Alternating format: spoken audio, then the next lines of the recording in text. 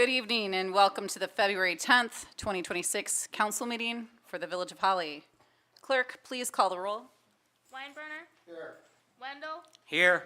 Ryan, Here. Kaskala, Here. Cole, Kyer, Here. Brandon. Here, we have a quorum. Councilmember Kyer is en route. No, Cole. I meant to say Cole. So we have a quorum. All right. If you're willing and able, please stand for the Pledge of Allegiance.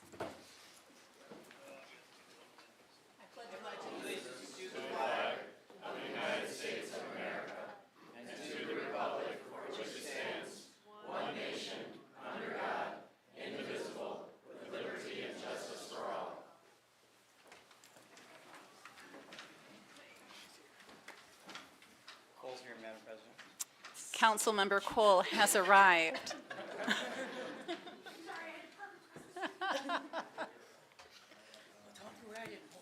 Can we please enter it that Councilwoman Cole has arrived? Yes. Thank you. Okay, this brings us to the approval of our consent agenda. All items listed under consent agenda are considered to be routine and non-controversial by the Village Council and will be approved by one motion. There will be no separate discussion. If discussion is desired, that item will be removed from the consent agenda and discussed separately immediately after consent agenda approval in its normal sequence on the regular agenda. Lisa, can you please read the consent agenda? Letter A, agenda approval. Letter B, consideration of the approval of the Village Council minutes of January 13th, 2026. C, consideration of the approval of the Village Council minutes of January 20th, 2026. Letter D, acknowledgement of receipt of business registration for Poetic Mosaic. Letter E, consideration of resignation of Shannon Cole as the Village of Holly Council representation for Holly Area Youth Assistance, HIA. Letter F, consideration of resignation of Buster Weinbrenner from the Village of Holly Council Buildings and Grounds Committee. Letter G, consideration of approval of the Oakland County P25 Simicast System interlocal agreement between Oakland County and the Village of Holly. Letter H, acknowledgement of receipt of fiscal year 2024-2025 audit documents presented by Plant Moran, and they will be at the March 10th, 2026 regular Village Council meeting.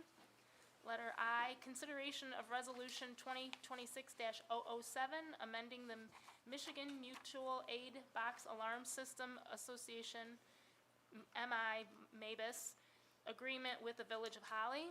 Letter J, consideration of moving retirement account monies from Mass Mutual to Sigma. Letter K, consideration of the approval of warrant 2026-002 in the amount of $363,995.58. Do I hear a motion to approve the consent agenda? I'll make the motion to approve the consent agenda. I'll second that motion. We have a motion by Ryan. We have a second by Weinbrenner. Clerk, please call the roll. Oh, Madam Oh, President, sorry. as in discussion, I would like to request that we add an additional item onto new business, item J. It's in regard to our Morrison Street lift station. We've had to do some emergency repairs, and so the item I would like to have added is consideration of council in approving the emergency contracting of Bruce Lowe Excavating for excavation and pipe repairs of the Morrison Street pump station in the not-to-exceed amount of $20,000. And to add this onto the agenda based on your rules and procedures, we need a supermajority, which would be a 5-person vote. Councilman Ryan, would you like to amend your motion to approve the agenda as amended? We'd have to vote for that first, We need to vote that in first and then do a second motion? because that's going on the agenda first, so. Yeah, you have to vote it. You have to vote to add to amend the agenda and then to approve the agenda as amended. All right. Is that going in as new business or old business? This will be new business, item J, before reports. Okay. Clerk, will you please call the roll? Wendell, Yes.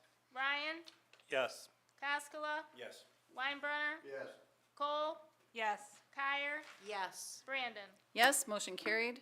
I'll entertain a motion to add item J, not to exceed the amount of $20,000. And what was the summary item? So the actual amended motion would be adding consideration of council and approving the emergency contracting of Bruce Lowe Excavating for excavation and pipe repairs of the Morrison Street Pump Station in the not to exceed amount of $20,000. And I believe you should all have copies of the quotes and contract, and Danny will provide more information about that when we get to item J. Would anyone like to make the motion? I would like to make the motion to add the Morrison Street Lift Station Emergency Repair item as item J onto the agenda. I'll second. We have a motion by Ryan. We have a second by, I'm sorry, was that Kyer or Cole? Kyer. Clerk, will you please call a roll? Cole? Yes. Weinbrenner? Yes. Cascola? Yes. Kyer? Yes. Wendell? Yes. Ryan? Yes. Brandon? Yes. Motion carried. Presentations. This brings us to tonight presentations. We will do a 10-minute break at the end of all three presentations for photo opportunities. So we're just going to do the three presentations in a row, and then we'll take a 10-minute break. All right, so our first presentation this evening is a Citizen Recognition Award, which will be presented by Councilman Wendell, and I'll introduce the item. This is for Seth Sands. And Seth, if you wouldn't mind taking the podium for a picture, if Seth Sands is out there. In recognition of your community outreach, welcoming nature and generosity, and supporting local charities and those in need, your spirit of service brings people together and makes Holly a better place to live, work, and share a meal. Councilman Wendell, if you would like to read the plaque. There goes in community impact recognition, recognizing Seth Sands with gratitude and respect for your continued commitment to the community, generosity and service, with sincere appreciation. Me, Councilman Daniel Wendell, from the Village of Holly, February 10th, 2026. And Thank you, Seth, for sir. those of you that don't know, is the owner of Big Papa's. Thank you.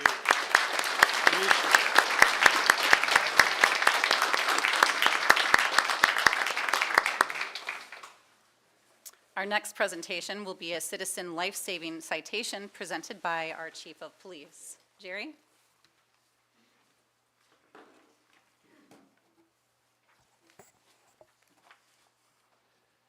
And thank you, Council. And before I begin, I'd like to add that recognizing courage, bravery, heroism, kindness, and goodness to the community and professionalism is a great way to start a meeting, isn't it? Awesome. And I have the privilege today of recognizing a citizen in our community, and I'd like to invite Mr. Wade Wines up with me. And his family is here, and I'll introduce them shortly. And then also, tonight we have the privilege of having the individual who was saved. And Mr. Adam Brewer, if you could join us as well. He wanted to join us this evening, and I think the coolest thing before I read this proclamation is, you know, we always say shop local. How about save local? We have a Holly resident, saved a Holly resident, and they're both here with us tonight, so this is awesome.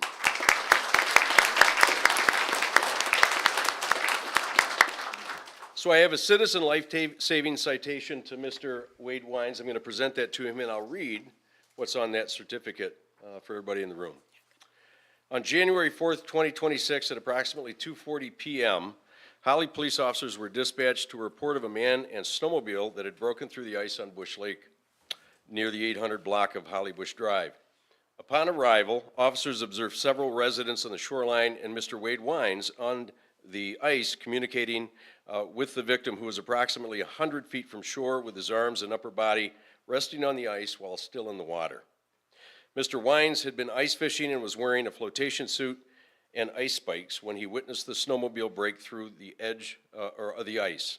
Recognizing the immediate danger, Mr. Wines secured a rope and cautiously approached the edge of the open water.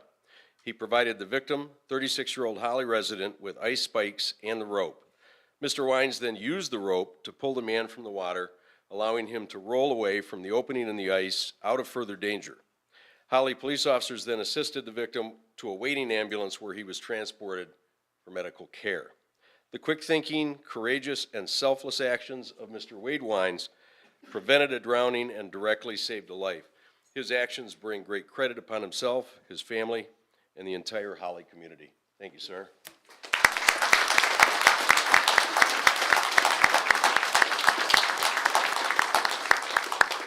And if I may, I'd like to let Mr. Wines just describe a little bit about that, and perhaps if Mr. Brewer would like to, about what he was receiving on the other end. Absolutely. It was pretty dramatic. Mr. Wines. Well, like you said, I was out fishing and heard Adam's kind of snowmobile rev and go in the water, and just kind of ran there when I heard him yelling for help, and was able to get those spikes in his hands so he could secure himself to the side of the ice, and then get the rope to him, and we're able to pull him out. But yeah, the ice was pretty thin in that area, so you could hear it kind of breaking around, and other people couldn't really get to it. But I had been watching it all week and kind of knew the best direct route to get there. So just right place, right time. Glad it had a good outcome. Scary stuff. I'm glad you were there. Definitely. Adam, I'm glad you're still here. Yeah, definitely a scary experience. I have a lot of experience on the ice over the years, riding snowmobiles and checking for safe ice. That day was one of them days where you kind of let your guard down. I still checked for safety, and I found that one spot in the ice that at my most vulnerable time, while I was going the slowest, something went wrong. And for those few seconds that I spent under the water and underneath the snowmobile, as many of you know, the sled flipped on top of me. I didn't think I was going to make it. But I think that Wade's senses kicked in when he heard my snowmobile rev, and I think Wade was on his way before I even yelled for help. And I'd like to thank him for that, because you don't get a lot of that anymore. You get more of an audience than you get for help. People are more quick to pull out their phones than they are to go into action, and I'd like to thank Wade for doing that. He also put his own life in risk, because the ice that I was trying to get out onto was only about 2 inches thick. So anytime I kept making for an escape, it just kept breaking away. And he came right up to me face to face and let me know it was going to be all right. And he put his own life in the way of danger. So I'd like to thank you for that.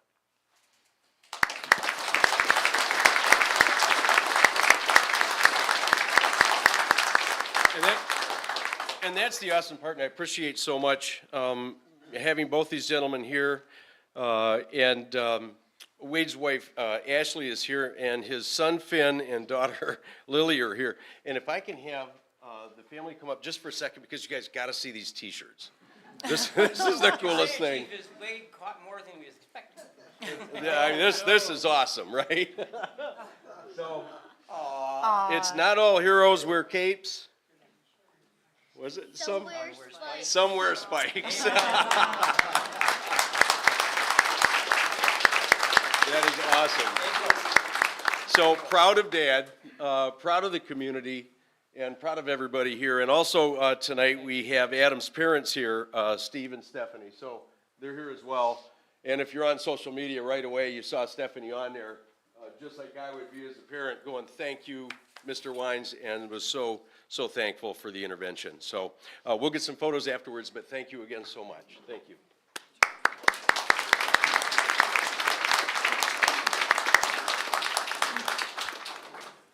Tough act to follow.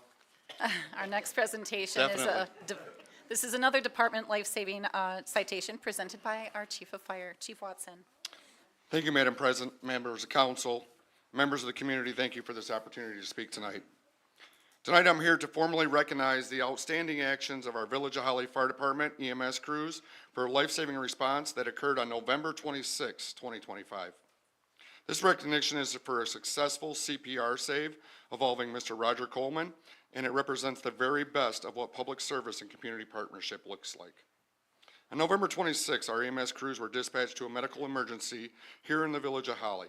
Upon arrival, they found Mr. Coleman in cardiac arrest. What is critically important to note that this life-saving efforts had already begun before our crews arrived. I would like to formally recognize Mr. Thomas Kennedy, a citizen of our community who immediately initiated CPR prior to EMS arrival. Mr. Kennedy's willingness to act, his decisiveness, and his courage in extremely stressful moments made a profound difference. Early, effective CPR is often the single most important factor in surviving cardiac arrest.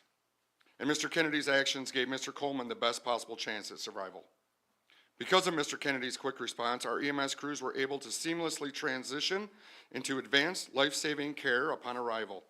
Without hesitation, they continued high-quality CPR, provided effective airway management, oxygenation, and delivered defibrillation, and administered advanced life support interventions, Throughout the incident, the EMS crew demonstrated exceptional teamwork, clear communication, calm professionalism under pressure. Their actions were precise, coordinated, and performed in accordance with nationally recognized standards of emergency medical care. As a result of these combined efforts, return of spontaneous circulation was achieved. Mr. Coleman was stabilized and transported to definite medical care. Simply put, because a citizen stepped forward and our EMS professionals followed through with skilled care, a life was saved in our community.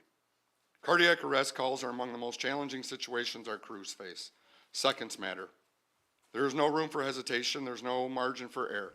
This save was not the result of luck.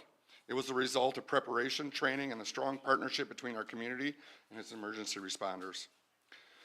This incident highlights the importance of CPR education, public awareness, and continued investment in EMS training, equipment, and staffing. While community members are willing to act and professionals are ready to respond, lives are saved.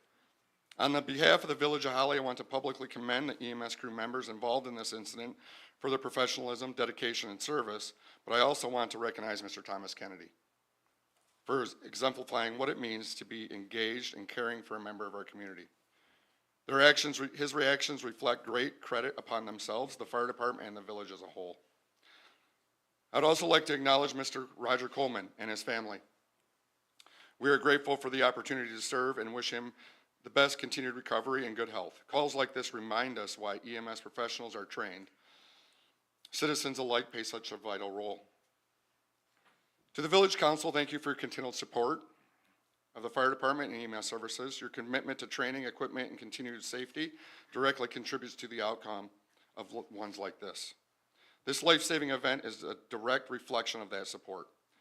In closing, every second matters, every call matters, and every life matters. The Village of Holly Fire Department is proud to serve this community, and we're honored to recognize both EMS professionals and a remarkable citizen for their extraordinary actions on November 26. Before I bring up the crews and Mr. Kennedy, I was asked by Ms. Coleman and Mr. Kennedy that they would like to say a couple words. So at this time, Ms. Coleman, if you could please come to the podium. Well, I have more than a few words. I think it's important to tell their story that day and what everyone did to come together to save Roger's life. I'm Jackie, Roger Coleman's wife, and tonight we are here to recognize someone very special to us, Tom Kennedy. I would like to first thank the Holly Village Council for giving us this opportunity to acknowledge Tom. I would also like to give a huge thank you to the Village of Holly Fire Department and EMS for their quick response and efforts that contributed to saving Roger's life that day. We are so thankful for each one of you and very grateful you serve our community. A few weeks ago, we got a call from Jeremy, the fire chief. He said that they wanted to honor Tom during a village council meeting. What were our thoughts? We immediately said yes. A perfect way to share Roger and Tom's story and what Tom did that fateful day. It really is quite a remarkable story about fate, friendship, the power of prayer, and believing in miracles, and to hopefully make us all think, could we save someone's life if needed?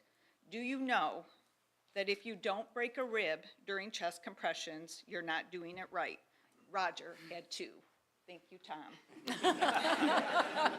On November 26th, Roger told me he was going to help Tom move some furniture. He said he was looking forward to spending some time with Tom.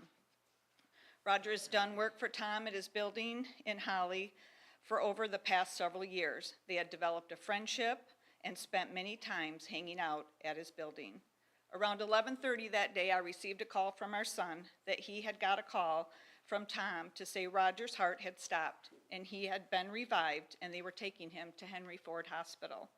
When I arrived to the ER, they put me in a private waiting room. Finally, an ER doctor came in and he asked me what I knew. I told him. He said, "We were told your husband's heart stopped and his friend performed CPR, then paramedics shocked his heart. They only had to shock it once," which I took as a good sign. He then said, "I need you to prepare yourself for the worst. There is a 3% survival rate for what happened to your husband. The next 24 hours are critical and will determine if he has brain damage." It was then, the first of many from doctors I heard, if he survives, it was his friend's actions that saved him. By now our son had arrived. As we sat there praying for a miracle, 2 men came to the door of our room. I knew instantly who they were, even though I never personally met them. One of them would be our miracle. It was Tom. I could tell he was visibly distraught and shaken from what he had just been through, which was understandable. He proceeded to tell me and Jack what happened. He said Roger and him went to Commerce to move some furniture. When they got back to his building, they unloaded the furniture and went to the back to park the trailer. He had looked over and Roger was doing the chain on his side and he started to do his chain. When he looked back up, Roger was gone. He walked around the trailer and Roger was on the ground. He knew something was very wrong. Roger was partially under the trailer and he pulled him out and noticed he was breathing, but it was deep, snoring breaths. Then the breathing stopped. He called 911 and started chest compressions. He told us he had taken a CPR class to chaperone his son's biking trip. Thank God. He continued chest compressions until Jeremy from the fire department got there to relieve him. EMS got there soon after and shocked Roger's heart, then transported him to the hospital. Tom then told us he figured from all his accounts that Roger was only without oxygen less than 6 minutes. He had searched online how long you can be without oxygen and survive. He was pretty confident Roger was less than that. It was amazing to us he took the time at calculating the time frame, which we appreciated, and it gave us hope. Although Tom still questioned if he did everything right and fast enough. I do remember telling him before he left, "What you did do, Tom, was give Roger a chance." Our first sign of hope was at 8 o'clock that night, less than 12 hours from Roger being brought to the hospital, when he squeezed our daughter Ashley's hand when she asked him to. The next day, Thanksgiving morning, Roger opened his eyes and later was able to be taken off the ventilator. It was then we would know if he had any brain damage. He recognized me and our children and was able to communicate. Praise the Lord. Roger had 3 complete blocked arteries and had triple bypass open heart surgery on December 17th and came home the day before Christmas Eve. He will make a full recovery. Thank God for all our answered prayers and for Tom Kennedy. And I can tell you without a doubt, from Roger spending 4 weeks in the hospital and talking to many, many doctors, nurses, and hospital staff, that Tom did everything right that day. We heard it over and over again. Your friend saved your life. Your story is really incredible. You are a miracle. Tom, I know you're uncomfortable with all the attention, but what you did was really extraordinary. On behalf of myself, Roger, our children, our families, and all of our friends, that chance you gave Roger has profoundly changed us. We are so thankful and extremely grateful you were the friend Roger was with that day, and for your quick actions. You truly are our hero. Thank you, Tom.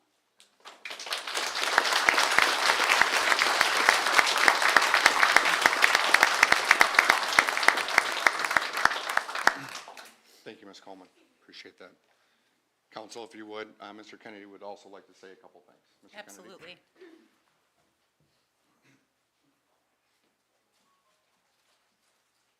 parents' anniversary, 50th anniversary was on Saturday, which was probably my first public speaking engagement in about 15 years. And I said at the beginning of that one that I hadn't made it through what I was going to say then without crying. So I doubt I'm going to make it through this after that. And I don't want to be too precise, but I think it was only 3 minutes. I think it was less than 3 minutes. I think it was less than 3 minutes, yeah. Yeah, because I think the 4-minute mark is the part where it gets, well, you guys would know better than I. I think it was less than 3 minutes. So anyways, it was really quick. And the reason it was less than 3 minutes was because I called 911 and you guys were there in an unbelievable time frame. I couldn't believe how fast it happened. Anyways, I appreciate everyone attending today's events. There's a lot of people, both the community and a lot of my just personal friends and family that are here. A number of the members of our company, Broad Street Valuations, my business partner, Raj Boaz, and my brother and operations director, Ray Kennedy. My aunt and uncle are here. My girlfriend Shannon's over here. My great-grandma, our friends Dave and Lorraine. They met Roger. They were the last new people you met. It was their furniture that got him. My grandma's here, and my oldest son and daughter, Thomas and Kerrigan, and my younger sons, Brennan, Callan, and Riley, couldn't make it tonight. And I hope I didn't miss anybody. Okay, I'm sorry if I did.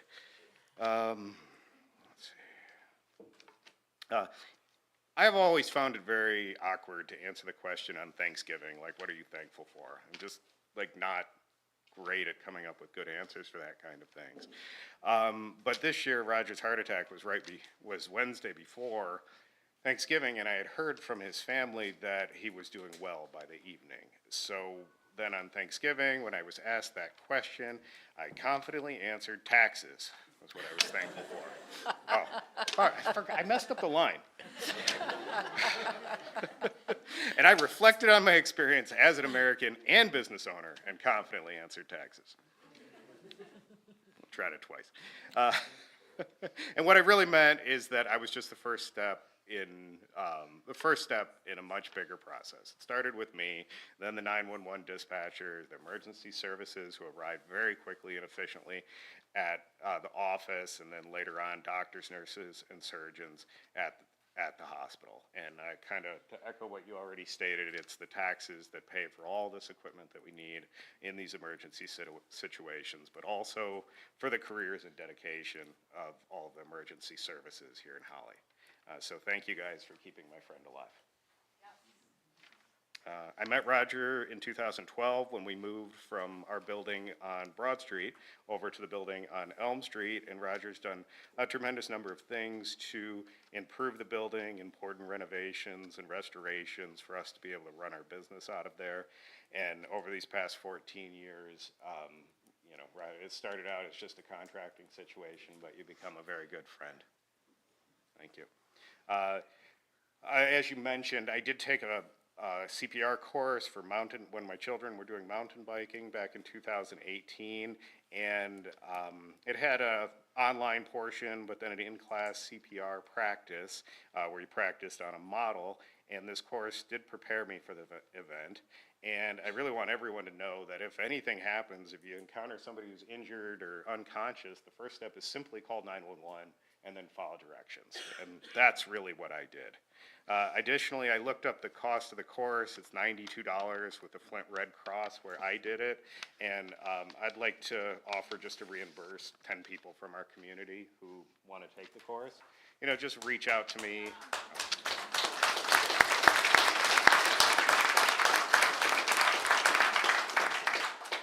So just reach out to me. I meant to bring business cards, but I didn't. But reach out to me, let me know you're going to sign up, and then we'll arrange a time for anyone to stop by the office, and I'll give you $100. Okay? Thank you very much, and Roger, thank you for being a great friend. Yep.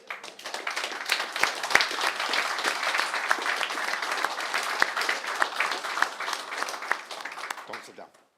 What? Yep, stand up here for a second. So at this time, this is the formal part, and we also offer CPR classes at the Village of Holly Fire Department. One of our instructors is here tonight, Sergeant Katie Hardman. I know you've all seen her many a times. I think we're close to beating that price. So, you know, feel free. We would love to network and host something for our community. At this time, I really just want to take another moment to recognize not only the EMS crews, but Tom Kennedy, what he did that day with not only a certificate, but a life-saving award pin too. Thank you, sir. Greatly appreciate it.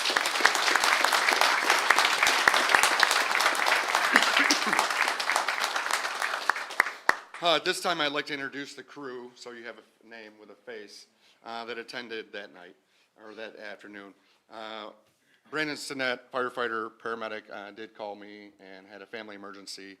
He was unfortunately unable to attend tonight, but he was the paramedic lead on that call.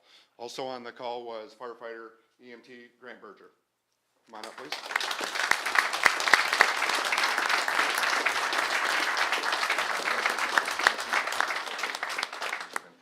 Thank you. CPR safe.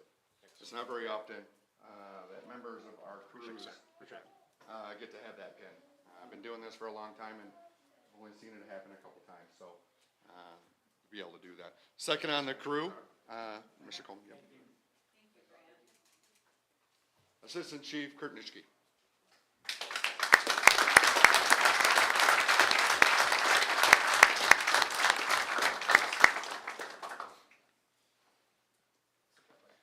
Sir?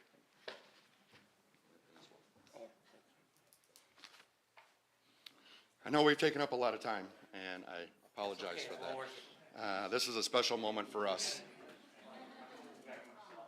I did want to, just one thing to add, as the crew will probably tell you, they go on a lot of calls. CPR saves are rare, that they actually happen. But in this last year, this is the second time we've got to do this.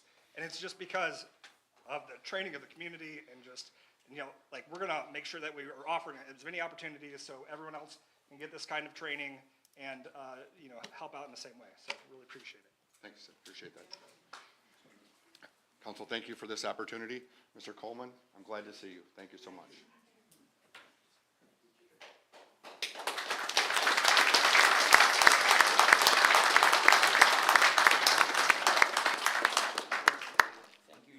Thank you. I'd like to say thank you to all of the heroes in this room, both first responders and civilian, whether you wear capes, uniforms, spikes, or glasses. Let's take a 10-minute recess, mingle amongst yourselves.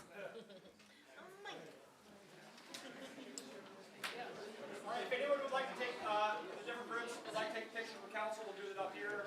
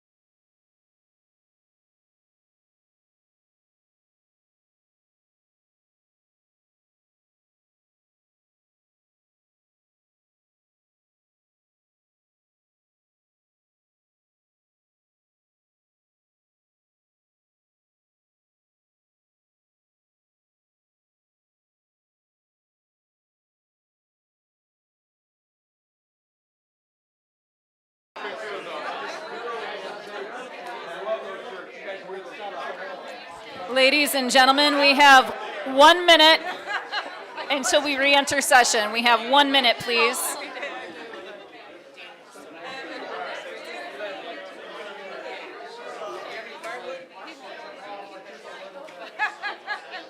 That's the pick. Now it's like 4 people out there. It can happen, right? It can happen. That's it. We have 30 seconds. Ladies and gentlemen, 30 seconds, please.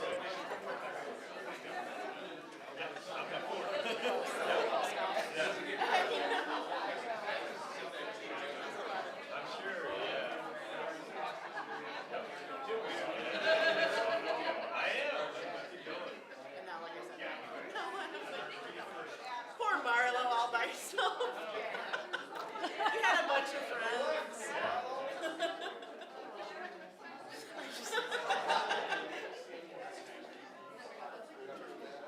We're about to resume session, so if you intend to stay, please have a seat. If you intend to leave, have a great night.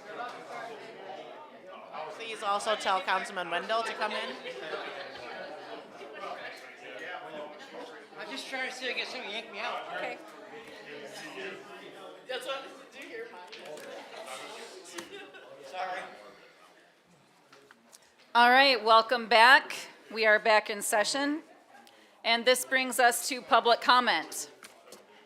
Members of the audience may address council on any item not on the agenda. Those addressing council will be limited to 3 minutes of speaking time.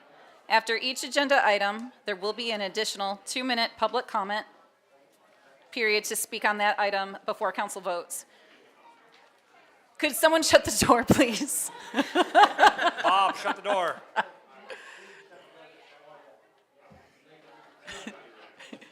Shut you in the door. Thanks, James. Thank you, James. Where was I? Council will hear all comments for future consideration, but will not have a response at this time. Prior to addressing council, member of the public shall state their name and address for the record. Public comments, please. Hearing none, seeing none. That brings us to new business. Lisa, will you please read item A of new business? Consideration of Resolution 2026-003, confirming the village president's appointment of Buster Weinbrenner as the Village of Holly Council representation for Holly Area Youth Assistance, HIA, for a term ending November 2028. Do I have a first to consider item A of new business? I will make that motion. We have a motion by Cole. Second. We have a second by Kyer. Any public comment on this item? Hearing none, seeing none. Discussion. I just have a real dumb question because I have missed 2 meetings. Is there a reason why we had to switch them at all, or? Yes, I fired Shannon. No, I'm kidding, I'm kidding. No, Take this job, no, Shannon's scheduling was in conflict with when Haya's meetings were because they're in the daytime. Oh, So- okay, no, I was just, I didn't Yeah. know why we were doing And that. I would actually like to give a thank you and a shout out to Shannon right now because she had to use her own personal leave time when she did attend meetings, but it just kind of came to a point where she couldn't do that anymore. And I spoke with Buster, and he was happy to take on the role. And that's that. That's good, no, 100%, I just was curious. Yep. Why we were switching I everything feel around. good leaving Buster in charge with my HIA because I know you guys have all heard my reports and HIA is something that's very dear to me. But it is hard, their meetings are at 3 and I'm still at school myself, so it's been tough ones, but Buster's got him, he'll do great. So just to be clear, there is no conspiracy. Oh, there, Buster, who you paying off over there? Shannon, I will do my best. He will do No, we want you awesome. to do better than your best. Okay. You gotta beat her. any further discussion, council? Clerk, please call the roll. Weinbrenner, Yes. Cascola, Yes. Kyer, Yes. Wendell, Yes. Ryan, Yes. Cole, Yes. Brandon. Yes, motion Who carried. said no? Lisa, will you please read item B?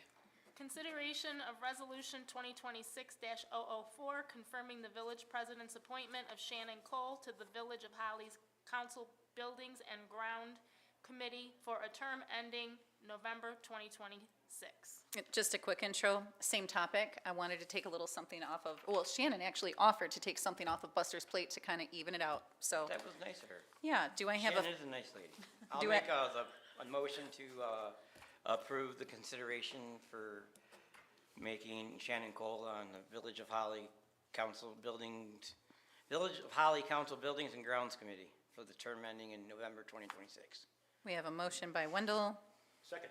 We have a second by Koskela. And any public comment on this item?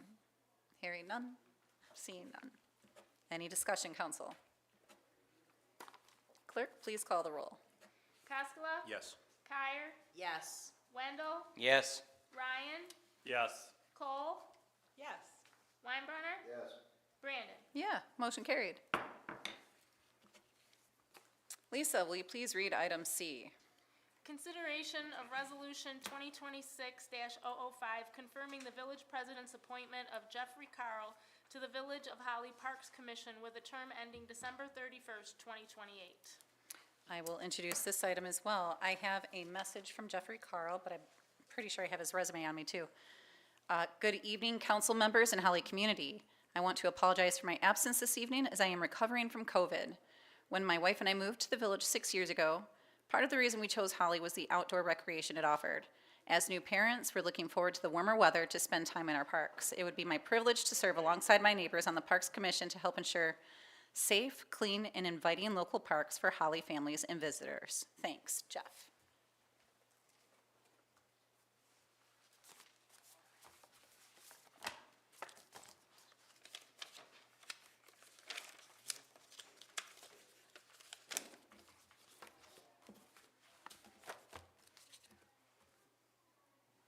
Well, I'm getting it. Can I ask a question while you're getting it, Madam You President? sure can. Is it supposed to be November 2028, not December 31st, or?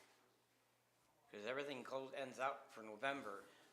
Like, when our terms are up, it's in November, and this one's going till December 31st. I didn't know if that So was. different boards and commissions have different cycles. that they Oh, okay, do. that's So, what I was yep, asking, maybe this just is- an oversight. Yep, Parks Commission is December 31st.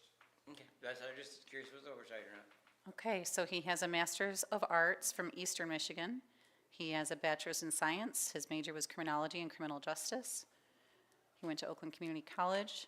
He had a lot of experience in grant writing, and we thought that would be helpful for parks too. Oh, here's his participation form. Let me enlarge it.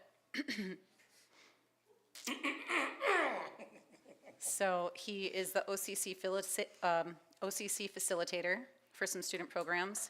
He's volunteered at Great Lakes National Cemetery. He does the Memorial Day flag placement. He's volunteered at Holly area schools, Run Like the Dickens 5K, Career Readiness, Detroit Economic Club. He is the parking lot co-captain in Michigan Career Quest Southeast. He does advanced manufacturing short-term training programs on top of being the program coordinator. And in there, it said pretty much the same thing he said in his email to us. So do I have a first to consider item C of new business? So moved. Motion I by second. Kyer, second by Wendell. Any public comment on this item?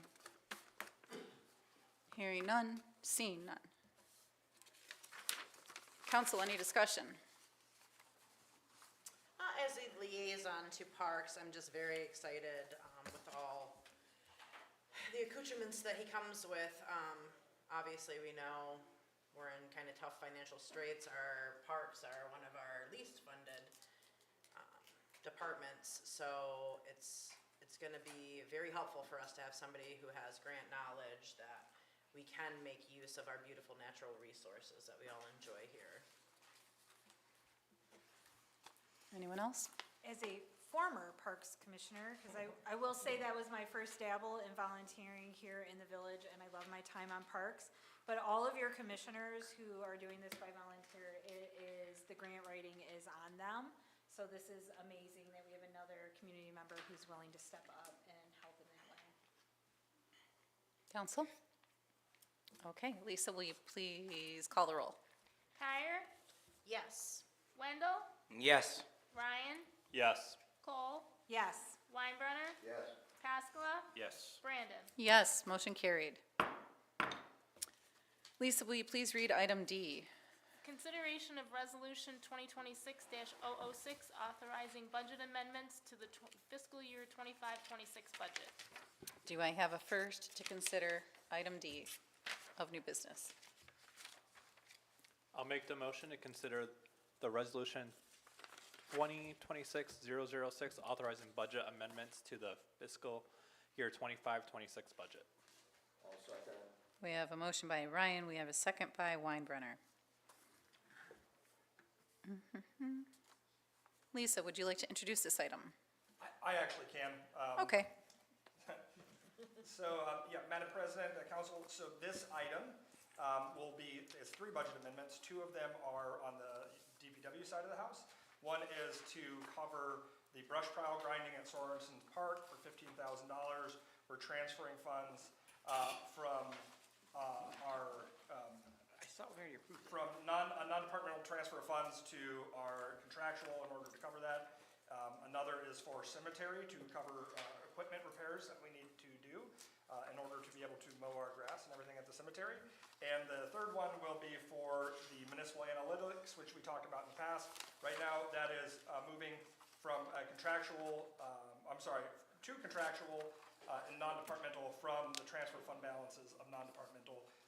We might have to do a future funds transfer from water and sewer, the ones that we talked about covering some of these costs in the future, but we want to see proportionally how much of that is represented within the work that they're being done before we do that. But we need to pay the bills, so. okay. Any public comment on this item? Hearing none? Seeing none? Council, any discussion? Didn't we already approve amount for them to grind the stuff at Swanson? You approved it, but right now we're having to do, basically we have to do budget amendments to make sure the funds are in the appropriate account. We can't just say, hey, we're gonna pay it out of this account that isn't appropriate for those funds. So for maximum transparency, we wanna make sure if we're gonna take it out of contractual, that the money is in a contractual rather than paying it from, in this one, a transfer to fund balance.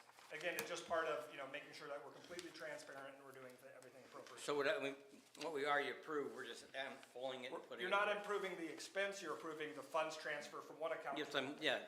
that's what I'm saying. Absolutely. Yep, okay. Council? For municipal analytics, do we have a ETA on when we're expecting? So, yeah, so we've already, Elise and I have met with them once, we're actually meeting with them, we have all Thursday blocked off. The next steps after that will be, because we're kind of fine tuning everything on a staff level, the next steps will be meeting with the finance committee and him, so we can kind of talk, a little bit about, what the finance committee's expectations are, and then from that will be the formal presentation that will then go to council. I don't know about timelines, but we'll know more on Thursday when we meet with him. Council? Lisa, clerk, will you please call the roll? Wendell, Yes. Ryan, Yes. Cole, Yes. Weinbrenner, Yes. Cascola, Yes. Kyer, Yes. Brandon. Yes, motion carried. Lisa, will you please read item E? Consideration of council approving the purchase of 2 refurbished Taser X26Ps and related gear from Accredited Security in the not-to-exceed amount of $1,413. Do I have a first to consider item E? I make consideration of council approving the purchase of 2 refurbished Tasers X26Ps and related gear for the accredited security and not to exceed the amount of $1,413. I second the motion. We have a motion by Weinbrenner and support by Wendell. Chief Narsch? As a method of just introduction of this as well, I just wanted to, this is an expense that I could just approve by nature of the role. However, as we've talked, any kind of expenses that are over any kind of amount, we're just trying to, with maximum transparency, bring them before council, just so, we're having transparency on everything that's going in and out. And Chief Narsch can talk about kind of the plan and where this money's coming from. Yeah, and the awesome part of that is, when you have something like this, the new tasers are actually running between 5,000 and 6,000 a piece. It's insane. I included a cost of this new TASER. It's a different model. They're gonna be discontinuing this. But we depend on these for our less than lethal force. And I wanna be able to have every officer on duty to have one. And they last about 6 to 8 years. And we've had about 4 of them, give up the ghost here, just recently. So these are gonna replace those. We found these at that replacement price, which is phenomenal because it includes the holster, literally everything that I'd priced out before I knew about this company individually, with a price of $5,000 for 2 at a new price. So this is a great price.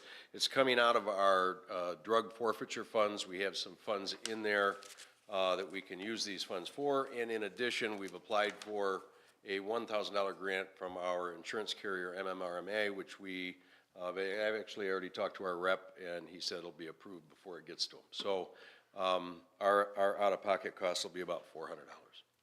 And we pick up 2 refurbished tasers. Now, are they similar to the ones we have now? Identical. Identical, so that way then they'll have the same cartridge loads and everything else? Yep, everything will just blend right up. So we don't have to worry about buying separate do I got the right cartridge? And you will see probably additional purchases going forward. Again, we want to make sure we can, because we're not only using drug forfeiture, but we're also using grant money for this. Ideally, we want to just put these ones through the phases of, making sure the process goes smoothly, and then we're going to probably try to get approximately 7 in total, I believe. Correct, yeah, about 7 new. We're gonna test these out. I've never worked with this company before. So they're I gonna check- shoot you with them then? We always ask for a volunteer, but that's all right. No, I did that once. That was a long time ago. Okay, that's good, all right, let's go. I will warn you, though, I was 6'2" before I was tased. Oh, no. So there's that. But it's all grant fund. We're gonna have grant funding for the additionals and also out of our drug forfeiture. So it's the right use for that kind of money. And since, we got you here about that, just something on the different end of it, I just want to thank you for everything you do with your officers. It was nice to see over the past few weeks, when people had emergencies, I saw Officer Bob helping them, which was really nice to see. So people get a positive remote about the community with the policing, and not always seeing negative, even though we don't get a lot of negative, but it was nice just to see him there assisting a motorist who's stranded instead of being one of those other cops. Like, when are you gonna take her for this? Thank you, Daniel. Is there Thank any you. public comment on this item? Hearing none, seeing none. Council, any further questions for discussion? Okay, Thank you, Council. thank you, Chief. Clerk, please call the roll. Ryan? Yes. Cole? Yes. Weinbrenner? Yes. Haskala? Yes. Kyer? Yes. Wendell? Yes. Brandon? Yes, motion carried. Clerk, will you please read item F? Consideration of council of the change order for work by Allied Building Services for work on the Holly Union Depot in the not-to-exceed amount of $38,800. Do I have a first to consider item F? I'll make the motion to consider item F for work done by Allied Building Services for work on Holly Union Depot and not to exceed the amount of $38,800. We have a motion by Wendell. I'll second that motion. We have support by Weinbrenner. Tim, would you like to introduce this item? Yes, so these are repairs that were caused from, the weather. They had to make some changes on how they are actually like seating the depot down. They had to do some grinding. And so they're work that's already been done. It's out of the depot fund. There's money's available. We're having to be very careful with the money now because we're, getting lower and lower on those, that funding account. And I'll talk a little bit more about that in my reports. But yeah, it's just for work that's already been done when they were doing the foundation work at the depot. Obviously, it's been an unusually cold year, and they weren't expecting a lot of this, the propane use and expenses. Any public comment on this item? Hearing none, seeing none. Council, any discussion? Just, you're saying the fund, Tim, the balance fund is getting lower in the depot? Yes, I mean, because this fund was, again, we're doing this in 4 phases, the depot. the first phase was the acquisition of the property and the depot itself. Once the village purchased both of those things, then phase 2 of that was to actually move it, and that's the portion that we just completed. The fundraising that we've completed for is only for phase 2. Phase 3 and 4 are the exterior, interior work that's going to be conducted, and that's what we're going to be fundraising for and looking for grant opportunities. So what they're doing now is still under phase 2? Phase 2, yep, Okay. phase 2. So All right. phase 2 is the movement and then the installation of utilities. And so those are the only, like, after they pour the pea gravel in there and around and they do utility lines, then phase 2 is complete. It doesn't even include putting a floor down. Oh, it doesn't? No, that's gonna be in phase 3 and 4, yep. Council, any further discussion? So this quote is still accurate because it says valid until January 2nd? Yeah. Okay, just want to make Yep. sure. Yep. And because Daniel forgot to bring it up, the address is still incorrect. You know, I can't talk about that anymore. I just, I'm sorry. Underlined it. That Maple. Maple. Daniel. I'm slacking. In my behalf, I did have a rough morning today. And then a rough time out there, so. To say something about it. Council, any further discussion? Clerk, please call the roll. Weinbrenner, Yes. Haskella, Yes. Kyer, Yes. Wendell. Only if they fix the address. Yes. There. I'll give him your number. Okay, yeah, thank you. Yes, again. Ryan, Yes. Cole, Yes. Brandon. Yes, motion carried. Lisa, will you please read item J? So consideration of council in approving the emergency contracting of Bruce Lowe Excavating for excavation and pipe repairs of the Morrison Street Pump Station in the not-to-exceed amount of $20,000. Where is the Morrison Street? Do I have a first to consider item J of new business? I will make a motion to consider item J of new business. I'll second. Will you do me a favor and, I'm This trying, item I'm that was added. trying to remember to do this on every item, read the actual motion out loud? Yes. Thank you. I will make a motion to recommend approving Kennedy for pump replacement and hiring Bruce Lowe Excavating for the excavation and pipe repairs for a cost not to exceed $20,000. Thank you. So the motion was by Kyer, and I'm sorry, the support was by Ryan? Yes. Support by Ryan. Danny, will you please introduce this item? Good evening, council. Good to see you again. So this item, I'll just kind of read it here. Morrison Street Lift Station was originally installed in 1979. Although we have updated some things in the station, it is to the point that there are imminent failures happening. Sunday, the 25th, 2026, my crew was dispatched out because we had a high wet well alarm come in, and upon investigation, we thought that the piping was frozen, so we heated that for quite a few hours. We got the station to pump down, and then in coming days, we called our service company out, Kennedy. They came out and found that one of the pumps was actually bad, and this is the second time that we've had to replace the pumps in this station the past couple of years. I couldn't find exactly when we did the pumps before, but lightning had hit that station and took it all out. So unfortunately, we are at the point that we have to replace that pump. Kennedy has informed me that they will not do the work until the interior piping and some of the exterior piping of the lift station is reworked. And I agree with that. It is in dire need. It looks like you could hit it with a hammer and the pipes would break.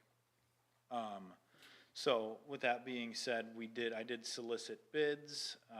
We got 3 bids back. Bruce Lau is a local excavator, and he did come back at the lowest bid. He's a competent person that has done things like this in this nature before. Obviously, Kennedy is the company that we normally use for this type of work in terms of panel upgrades and pump replacements. So, with all that being said, I also want to share, upon some further investigation with our energy bills, Morrison Street last month was at $310.59. A station that services about 6 homes. Maple Street Lift Station, which is over here, it takes everything to the east of us. It takes the high school and the majority of that side of town. Was $81.61. So, and older technology is costing us immense amounts of money there. So, I would ask that you approve this temporary repair so that we can get through to next budget season, and like I stated, we will be seeking a full replacement of this station in the coming budget session. And this is also one item that I requested grant assistance on when we submitted for the financially distressed cities, villages, and townships grants. It's one of the items specifically that we asked for additional funding on because it's going to cost approximately, what, $800,000. $800,000. Didn't we just replace one pump station recently before Brian left?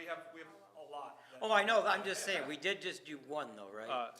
In the spring, we're starting on Apollo Street. That is also a full replacement, similar in size to this. The issue with this one is it's right next to the river, so there will be some dewatering, and that's why there is probably some extra cost added on top of.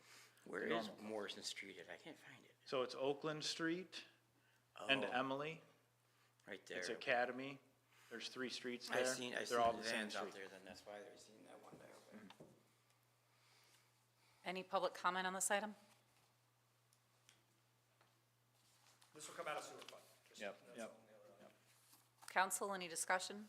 I just want to say sorry for stepping out of line with that question. It's okay. So this pump station services how many homes? About 6. 6 homes? And it costs us 500 and 300 and something, or 500. It's way more than what Maple does, and Maple covers. Correct. It'll be about 800,000. You're asking, No, he like was asking the electricity utilities. cost. Oh. Utility The costs? 300 versus Yeah, the- so just because of the old technology, yeah, it's at $310, where our larger station that services way more residents is costing us $81. That's only for the consumer's energy bill. Right, that's just the He's only consumer's talking one energy. piece of Yep, that, yeah. yep. Well, I mean, still, that's, That's just future speak of like, hey, we really need to do something with this station. And you said it's where Oakland meets Academy? It is where Emily and Academy come together. Oh, got it. Emily is a dead-end street. because I saw the vehicles, one was on one. No and then particular one was reason. over there. All right, if there's no further discussion, council? All right, clerk, please call the roll. Ryan, Yes. Cole, Yes. Weinbrenner, Yes. Cascola, Yes. Kyer, Yes. Wendell, Yes. Brandon. Yes, motion carried. Thank you, Thank you, Danny. council. Okay, as item G will move us into closed session, we will first have reports, as we will adjourn after closed session and voting on closed session minutes. Tim, do you have anything to report? Yeah, I have a few items. You know, I'm not going to touch on something, I usually like to put on committee stuff, but I'm not going to do that because I don't want to steal thunder of, committee. Because the Environment Committee met, I'll let you talk about that. Finance Committee met, I'll let you guys talk about that. So you're saying your job's easy today? So the Councilmember Wendell has requested that the Public Works Committee meet, and so I'd like to schedule a meeting to discuss some items with that committee. So after this, if we can, I'll send out an email to the different Public Works Committee team in order to schedule that meeting. We also had an initial meeting for a depot use team. This is separate from the depot movement relocation committee. And so this team is really going to be focused on just depot use. It's not an official committee yet. It's really like, hey, how are we doing the groundwork? Because what we really want to do is start we don't want to lose momentum now that we move this building. And there's a lot of, we have fundraising opportunities. Let's make it a township And village. so we are looking at doing some community outreach events, an open house, essentially where, we'll have like some different slides or that will show, this is the history of our depot, this is why it's important to us, this is what other communities have done with their historic depots, and these are some proposals that, we've looked at in the past. We have a 2006 study that's talked about the depot, and, what we had some assumptions from that time.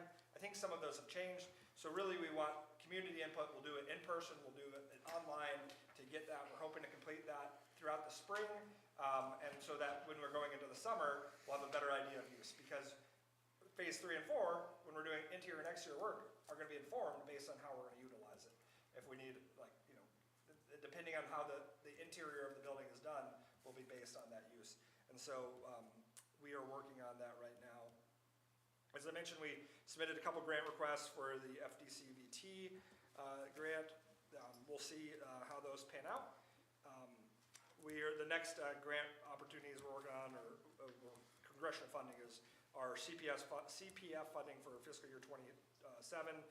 They actually just pushed up the due date for that. That's going to be in early March that I have to complete all of that. So I'll be working with staff. Excuse me, Tim, I gotta step outside, I got an important phone call from my mother-in-law, I'll be right back.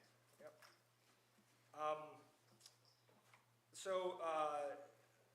I also wanted to thank, if you notice, we have a new little sign up front. I always thought it was kind of bare up front of our council area here. And I want to thank Paul Harrington from PCI Signs for helping us to coordinate that and get us a nice little sign there. We talked, Councilmember Wendell earlier mentioned just our relationship with our police in our community. And I just wanted to point out that that's not by accident. That's very intentional by our chief of police and our department head, or departments, in that we've had lots of conversations about how, like, when our village police officers are in our community, we want people to be happy to see them. They're not thinking they're trapping them. They're not thinking they're, it's a very intentional strategy that the chief of police has to make sure that, like, we cultivate a positive atmosphere with our community and our police.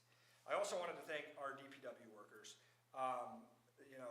I can't, not the week before, Danny and his team were out there over by the middle school, working until the late hours of night.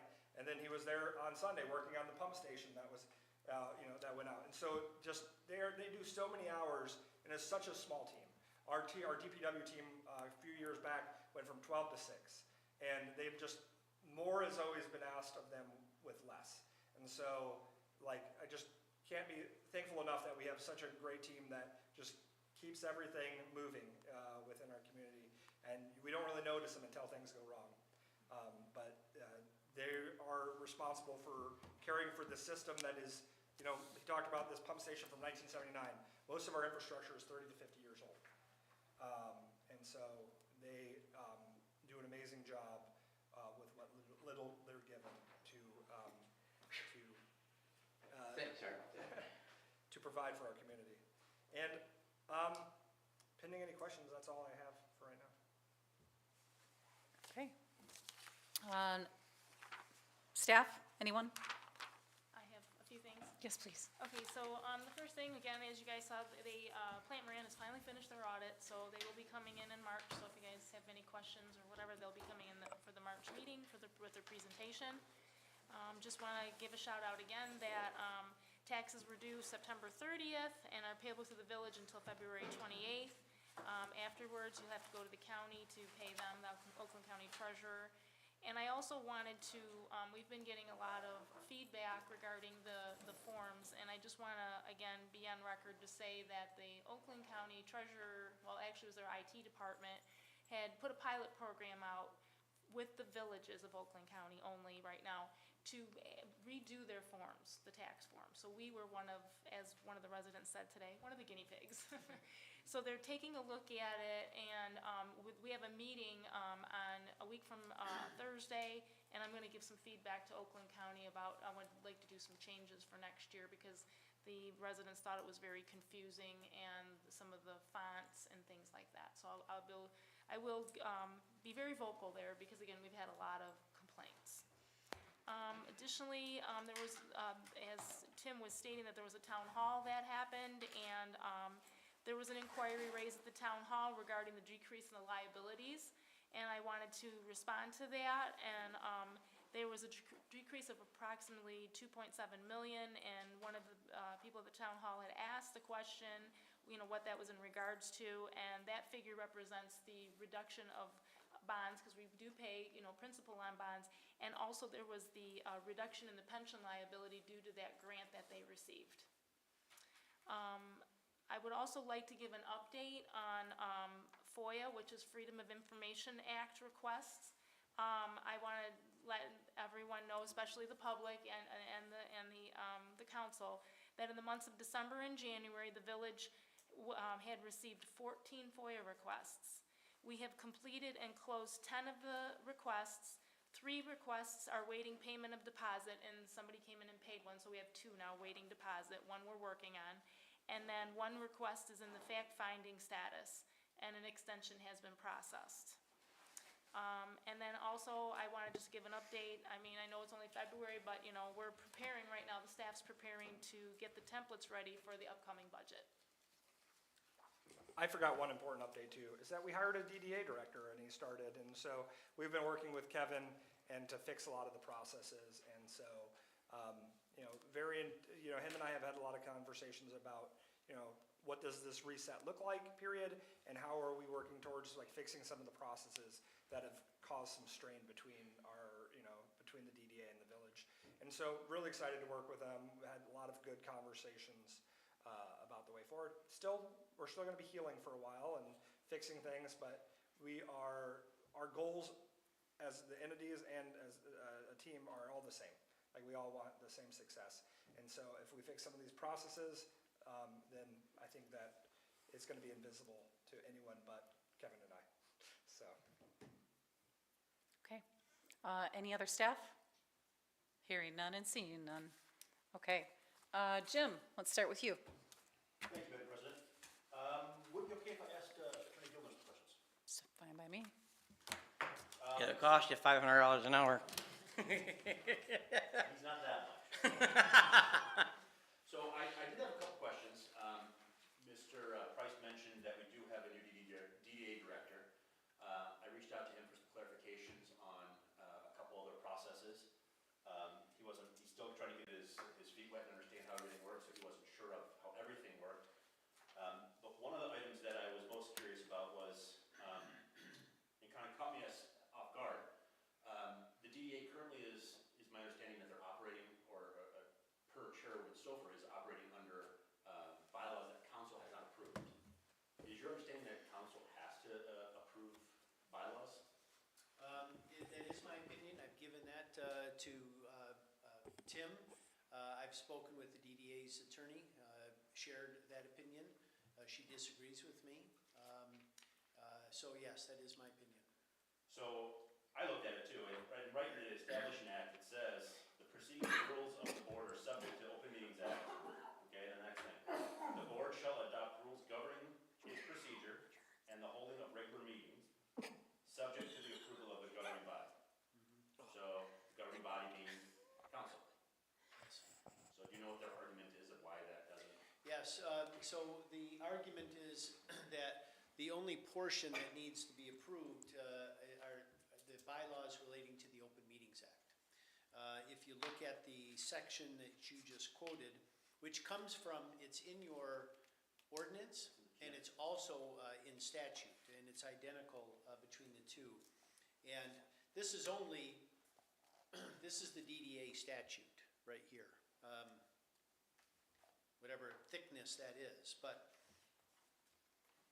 I don't know that I can put my hands on that exact section, but that's the argument. Now, when I spoke with her, I caught her cold. She told me what her thoughts were. She said that she really needed to dive into it and then get back to me, and I just haven't heard back from her. So that was her initial reaction. Maybe it's changed. I just don't know. Okay. All right, now the next question. Before you continue, Jim, gentlemen, Tim and Mike, do you guys think it might be a good idea to simply confer with Kevin, the new DDA director, and get his thoughts about how they want to proceed? Yeah, I think there's a lot of conversations that need to happen with them on it. I think that this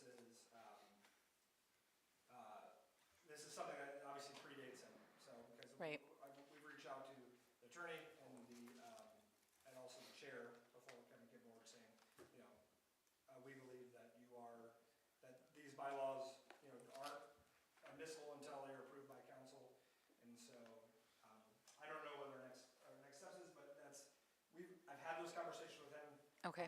Haven't really decided a way forward on it yet. Thank you. Go ahead, Jim. Yeah, taking along with that a little bit, my problem is talking about the reset. I mean, I was thinking about what the council has done, like how we could have harmed the DDA. And the only thing I can really come up with is we said no to one of their first choices for the contract for DDA director. And I think informally, they knew ahead of time that that wasn't going probably to happen. So it just seems like us exercising our authority is what was upset them, I guess. And that's troubling to me because I think, not that I'm trying to think of the right word here to say, but I think we need to be actually enforcing our charter, our ordinances equally. Like I did the same thing when we were talking about the powers that we give to Mr. Price, and I didn't think some stuff was right on that. So I just think we just need to enforce it fairly, and I think we have maybe not been doing that in the past for certain boards. So another item for you here.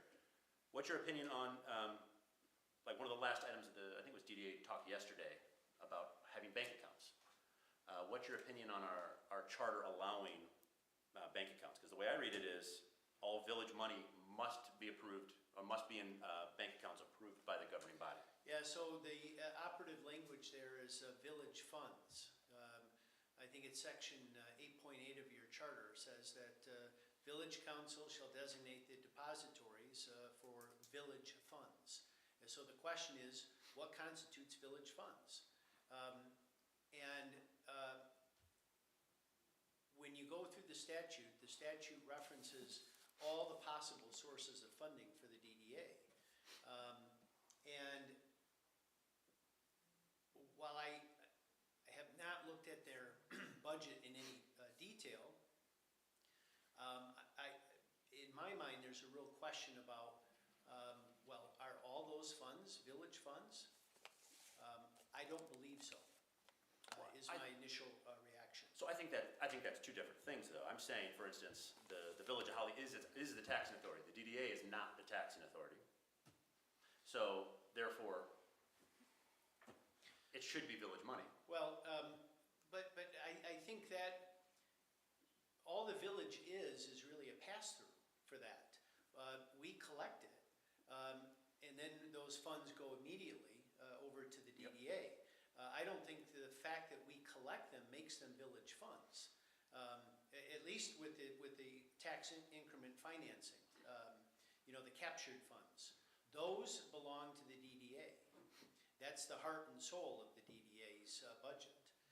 So I think, although, yes, we collect them, we are collecting them for DDA. So I would agree with that. Now, without the Village of Holly, though, DDA does not have money.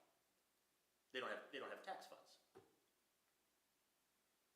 It doesn't change. Like they just can't get the money unless we give that to them. So for instance, tomorrow, is my understanding, we could say as a council that we have decided to no longer collect TIF funds. I don't know that we can do that, any more than we can say we're not going to collect funds for the education department or anything else. It's a legal obligation. Now, council can do all kinds of things with, the tax increment financing plan. Well, that's what I'm saying. So for instance, we could say we are no longer going to do it. So for instance, the law does not mandate that we collect money for the TIF plan. That the law doesn't say the Village of Holly must take TIF money. That would be weird. So we could say, if it doesn't say that, we could say we're not doing it. Well, yeah, I just don't disagree. Or I'm sorry, I just don't agree to that. So you think, for instance, we're mandated to collect tax money? I believe that you are, yes. If there is a DDA established, if there's a TIF plan that is established, then those captured funds, they are set now by law. I believe to clarify, I think that Councilman McCluskey was saying if you were to dissolve the DDA. No. Or you're not, No, there's no debt to the DDA. They have money in the accounts. So for instance, we could simply say, I can't imagine you're gonna find a law that stipulates that we must collect TIF funds. Jim, can I ask one question to that? Are you talking about just the village collecting the village's TIF funds, or are you collecting like what they collect from Oakland County? So for instance, Because I know they collect from a lot of different Sure. entities. sure, I don't believe that we are mandated to collect TIF funds. You mean collect the funds from other Yeah, places? we don't for have them? to. There's nothing that says you have to collect the TIF funds. So if we can do that, then I don't understand why that wouldn't be our money. I understand your point of view. I've given my opinion. I don't believe those are village funds that are subject to 8.8. So you think, for instance, we have to collect, because we're required to collect TIF money. I believe so. So you said we could, no, I didn't want to get into TIF plan, but you said that we had to because of the TIF plan. So council can change the TIF plan. Not unilaterally. You just can't do it like turning off a switch. There has to be public hearings. There has to be all of that. You can dissolve the deed. I mean, you can do all kinds of things. I don't think it's but necessary. You just can't do it. No, all I'm saying is the village council has some authority over the DDA. And I said that maybe the last meeting. I think the budgetary authority is the real leverage that council has over the DDA. But all that being said, I still, believe that just because you collect funds doesn't make them village funds. And that's the only charter obligation that's there. Okay, thank you. Is that it? Pardon? What? You got my wheels running now. Yes, so finance committee did meet. We talked about bonds, setting rates. I think that was it, right? Regarding Plant Moran's report, I did talk to a resident about that, and I think that this resident summed it up very nicely, that it reads like a different report than what we've received in previous years, like a different company almost. And Because I called them out on the address. I don't know if that's it or not. It might be, who knows? I think what I'm gonna end up doing is, because they used a lot of words in it, that we're going to continue to educate, we're gonna continue on these meetings. I think, just for simplicity's sake, when they're here for next meeting, We're gonna make you the attack dog. I don't think so. I think it will be important to see what they said in previous council meetings, because I don't think there was as much forward-looking insight as we got in this report for previous, but I'll confirm that.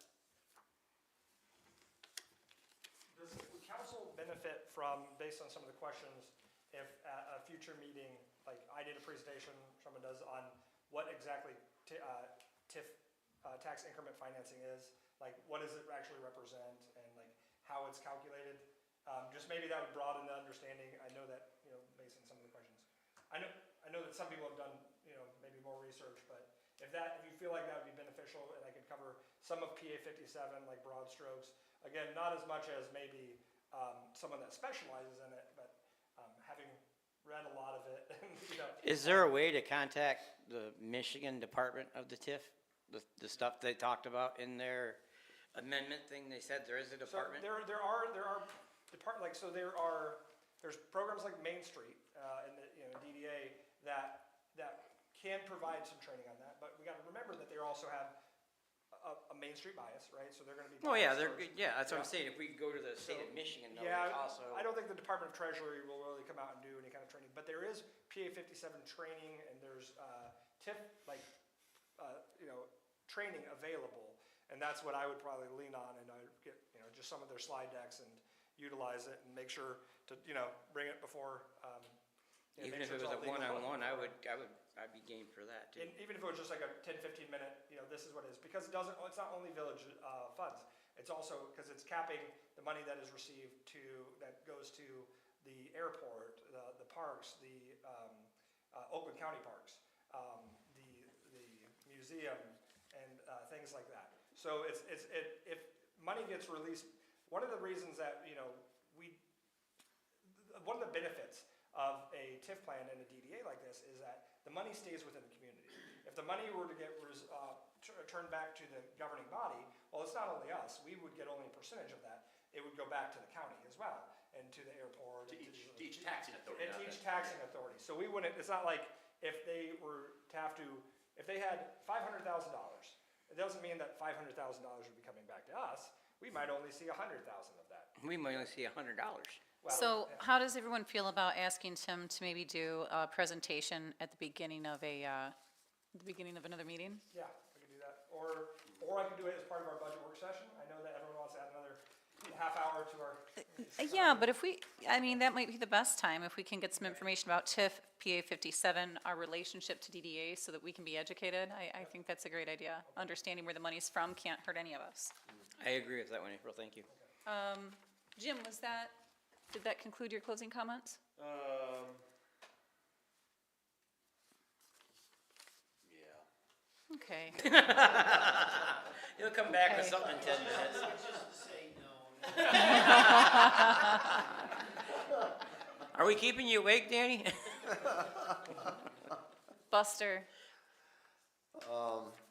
Yeah, I do have something to say in reference to leaving buildings and grounds. I worked with Chief Narsh over there on the police department building, and along with his expertise on a lot of stuff, reference what the building needed and whatnot. And I really want to thank Chief Narsh on that. Thanks, Buster. Yeah, thank you, Buster. Tom? All right, so I will start off saying that the same day as your guys' roundtable discussion you had here in the office, there was a Seven Lakes State Park meeting, so I attended that meeting. They went over their general management plan over the next 5 to 10 years. They're planning on instituting things like more trails. They have a solar program to go carbon neutral for their campground and office buildings there, so that's kind of cool to look at. They are looking for people to start a Friends of Seven Lakes State Park. So if anyone out there wants to start that program, they are looking for volunteers for that. And the Environment Committee met.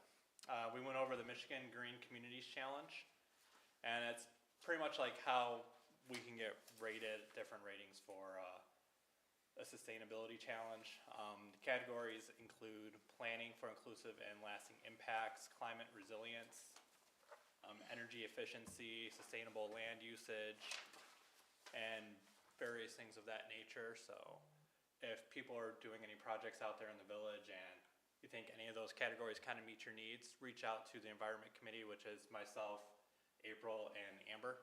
And we'd love to get in touch with you and see how it can benefit the village as a whole. Thank you. Daniel? Well, Historical Commission meets this Thursday, actually. We haven't met yet. But I do have a bit of information that was given to me by a member of council.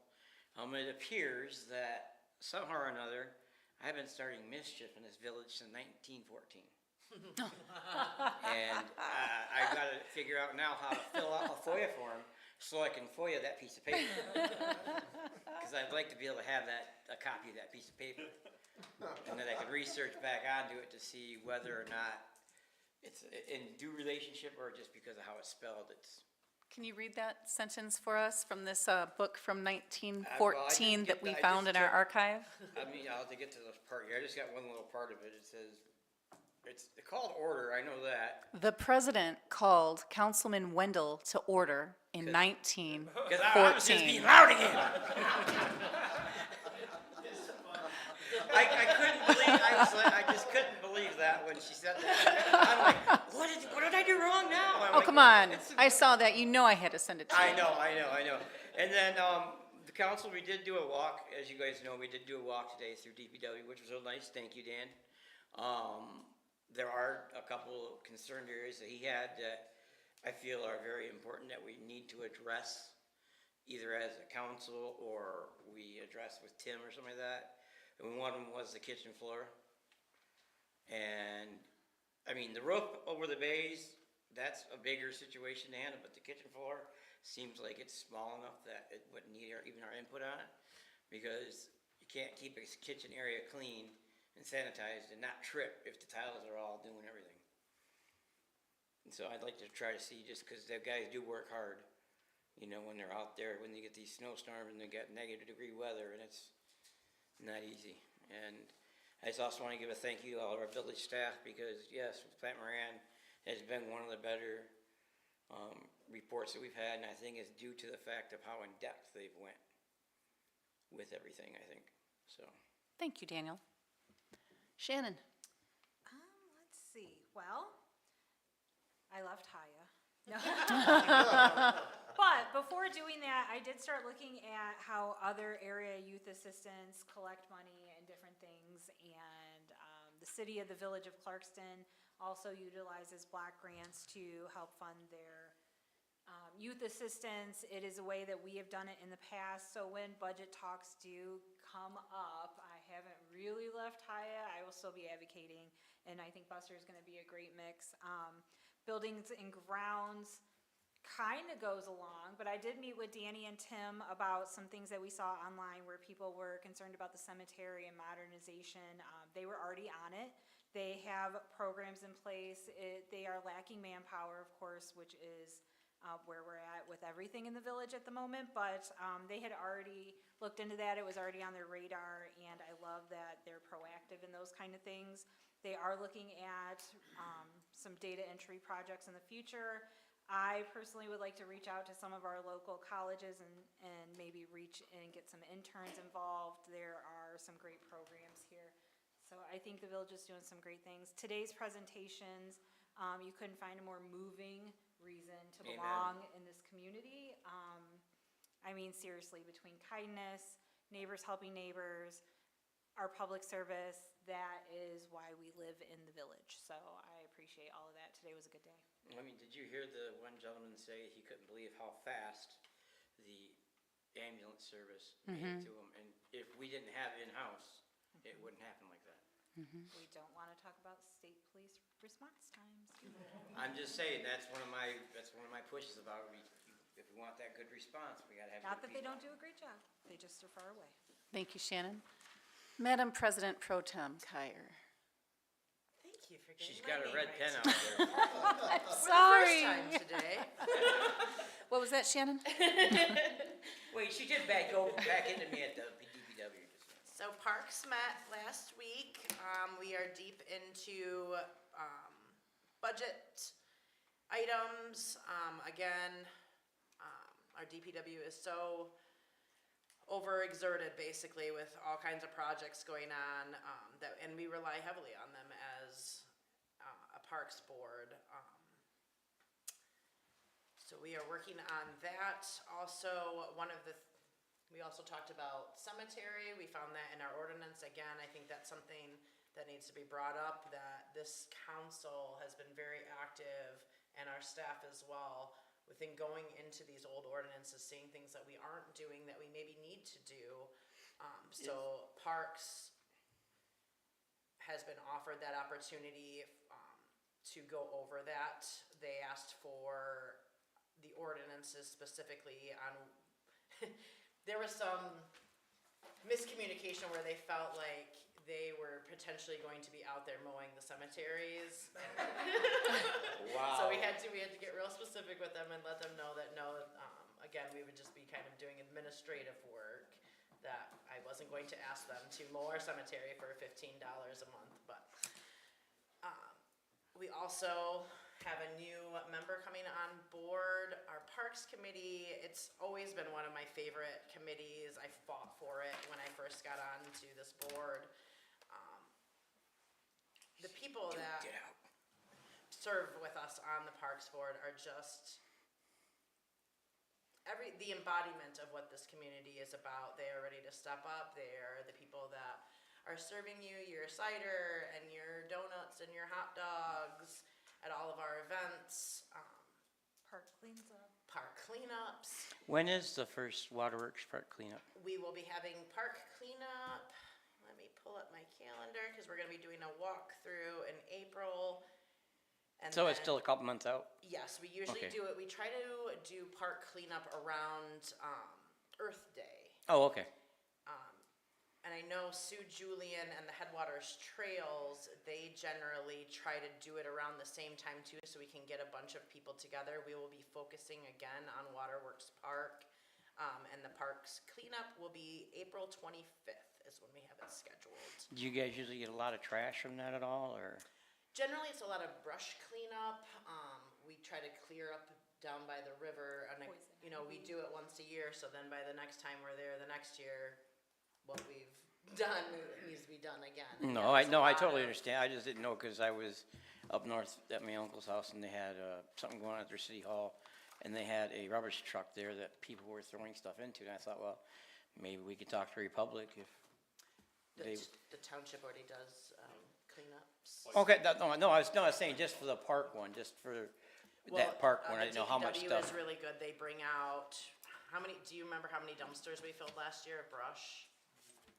Yeah, about 10 of those big dumpsters. I was just full of shooting a brush. suggestion out there, that's all I was doing. Yeah. So Trying to yeah, make it- generally not a whole lot of trash, some, but mostly brush and that kind of stuff, getting it away from the water. And that's pretty much what we did on parks for this month. Thank you, Amber. There were some churches who want to remain anonymous, our police and the Holly Library, and a lot of community members that all came together this last month for some of our most vulnerable community who were facing perhaps sleeping outdoors during the cold snap too. So thank you to every single one of you for pitching in the different ways that were applicable. DDA, they rescheduled the budget workshop. The new DDA director is settling in and he has hit the ground running. He's making a lot of connections out there, visiting businesses and starting to learn some of our history. He said he doesn't really make big changes for the first 3-4 months. He just tries to do a lot of learning. Last night, DDA member John Wingelmeyer suggested spending their $750,000 on beautifying the north end, which I believe falls right in line with the TIF plan, and I fully support it. We had a couple losses this month as well, so I wanted to take a moment to remember some of these locals that passed away. Richard Jotson leaves behind a loving family and many friends in the village of Holly and beyond. He will be dearly missed.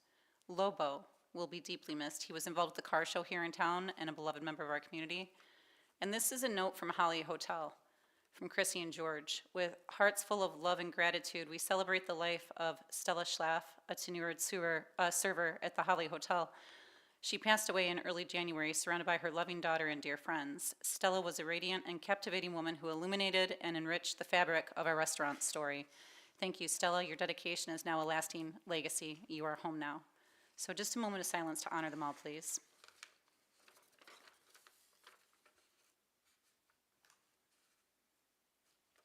And then finally, thank you to everyone who showed up today to support your neighbors during these fine presentations. So if that concludes reports, Lisa, will you please read item G of new business?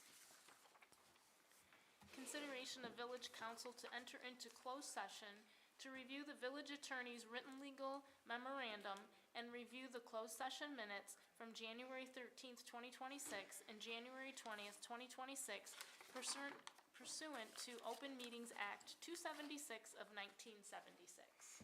Do I have a first to consider this item, and will you please make certain to read the full motion? I will make the motion to enter into closed session to review the village attorney's written legal memorandum and review the closed session minutes from January 13, 2026 and January 20th, 2026 pursuant to Open Meetings Act 276 of 1976. I'll second that, We have Madam a- President. We have a motion by Kyer, we have support by Wendell. Clerk, please call the roll. Cascola, Yes. Kyer, Yes. Wendell, Yes. Ryan, Yes. Cole, Yes. Weinbrenner, Yes. Brandon. Yes, motion carried. It's kind of loud, sorry. You scared me. I forgot it was right there. It was with authority.